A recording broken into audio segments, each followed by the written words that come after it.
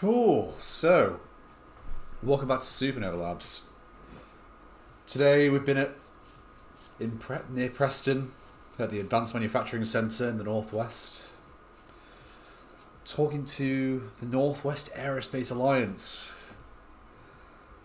and hearing what everybody's got to say about their visions for the future of aerospace and positioning space planes as the future for aerospace in the Northwest. Some really interesting figures that came out of it is that currently in the northwest of England we represent 0.3% of the space industry nationwide. But more than 30% of the aerospace industry nationwide. So in terms of capabilities, it's very easy to swap them over. So we can take it from less than 1% to more than 15% maybe in 5 years. But it's good. I mean, like, for the longest time, I really struggled to find people in the Northwest that were interested in what I was saying. Like, I was just the madman on the corner saying, oh, we need to build space planes, we need to get to space. And it's nice to feel a little bit vindicated by people coming together in high-value manufacturing spaces now. They'll take what I've got to say seriously.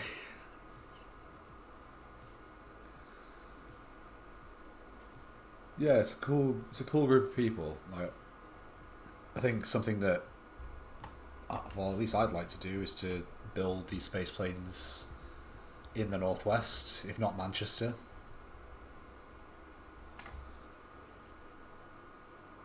There's a lot of the jet fighters and aerospace engineering happens up near Preston. So there's BAE, a whole bunch of other, like Rolls-Royce as well, a whole bunch of other aerospace OEMs, or as they call them in the industry, primes. So that's one of the key things we need to look at. So it's very clearly not easy to build a space plane, right? So what can you learn from companies that already work in the industry, such as these big aerospace suppliers that know how to build batch production lines for jets and know what processes you need to put in place and how to handle materials and logistics, such that you can reapply it to the space industry.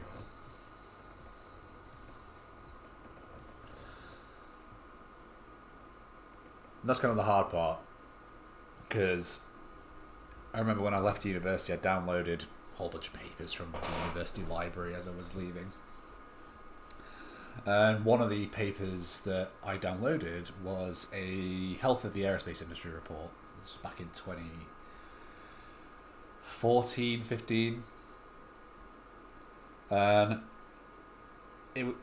one of the key things that came out of that report was that the biggest threat to the aerospace industry is its hegemony, because it opens up weaknesses against startups or people like myself who don't really have as much a respect for the traditions and the rules, that are fairly confident and happy operating as a renegade. And I'll challenge the rules and processes, and I'll work out where we don't need things so we can move faster. Especially when we start integrating technologies like 3D printing. A lot of aerospace is still very traditional manufacturing, like takes a long time to assemble things. Even Tempest is still very much made with traditional bulkheads, and it's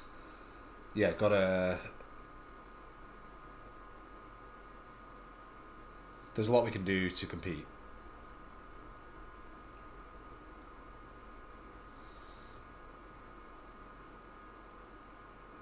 So where does that leave us? How do we get these people's attention, right? Because it's the biggest thing. I'm just this little guy, like, shouting up at the heavens, like, come on, mate, let's build space planes. So that's why we broke it down into all these little steps. And I was just emailing a bunch of people today. So many emails. This is one thing that I think a lot of people they don't talk about. So all the emails you're sending all day, every day, to people, suppliers, manufacturers, to potential partners, how to mitigate like that relationship, and like how to make sure you're protected, you're not giving too much away. Yes, the whole game of it.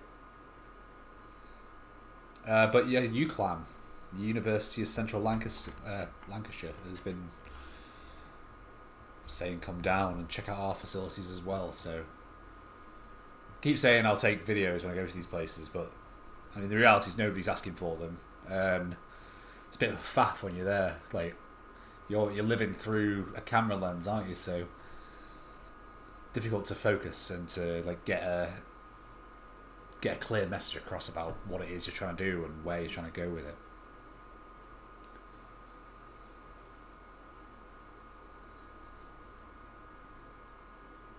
But yeah,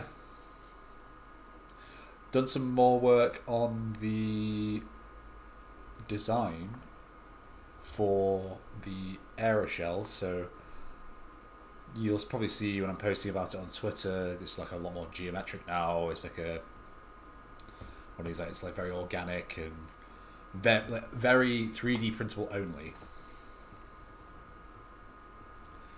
One of the issues actually that was raised by somebody from the Northwest Aerospace Alliance was that a lot of the aerospace companies at the minute, they're trying to qualify 3D printed parts,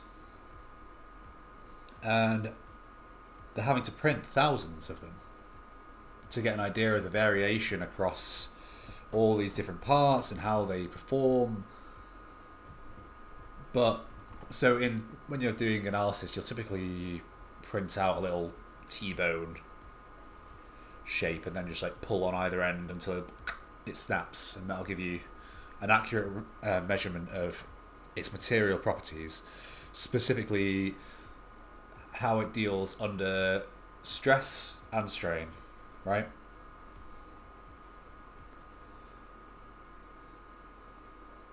But apparently for all of the 3D printed parts that they made, every single one of them yielded different results, because the metallurgy, how the metal performs when it's sintered, is different every time.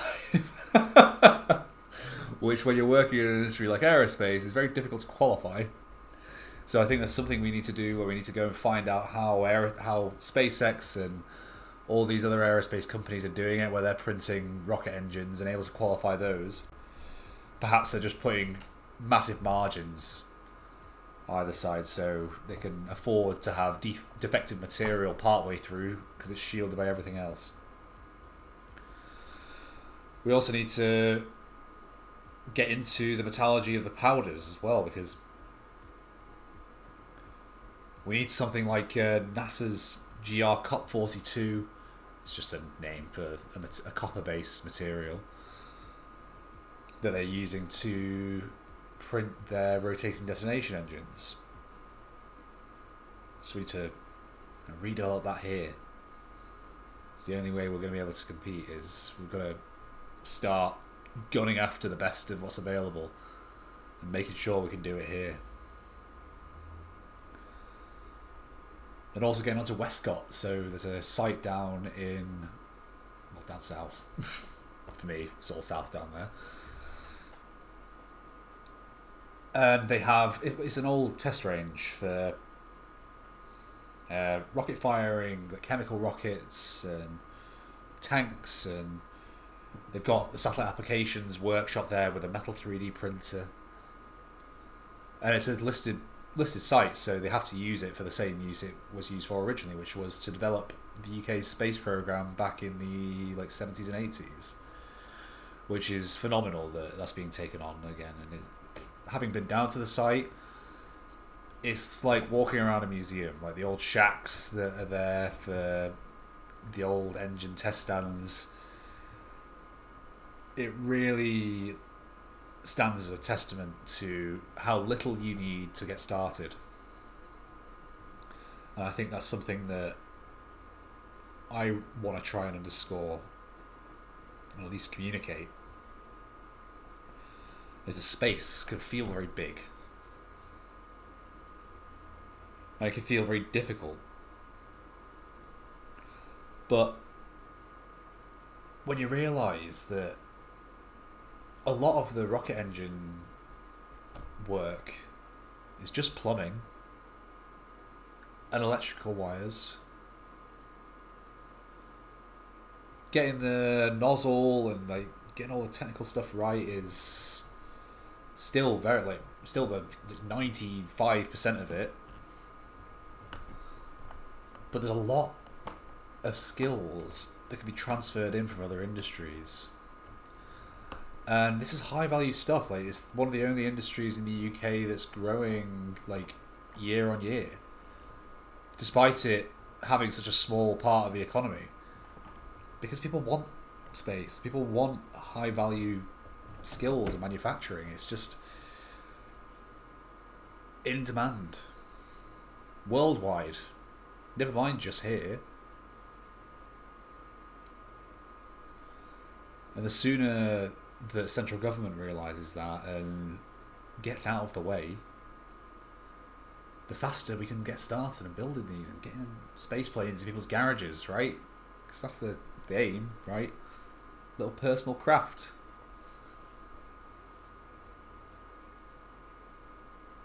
But yeah, I still got to take some mass reduction. Need some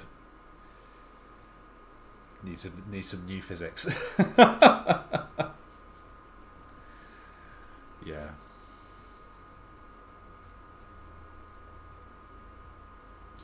Well, I hope this has been informative. I don't have that much to talk about today because I've been off-site. Not so much just sat in my room thinking. I hope it was informative, and I hope you learned something, and maybe even thought about applying. If you're a plumber or an electrician, you want to try your hand at rocketry. Have at it. There's nobody stopping you. I hope you have a wonderful day. See you soon.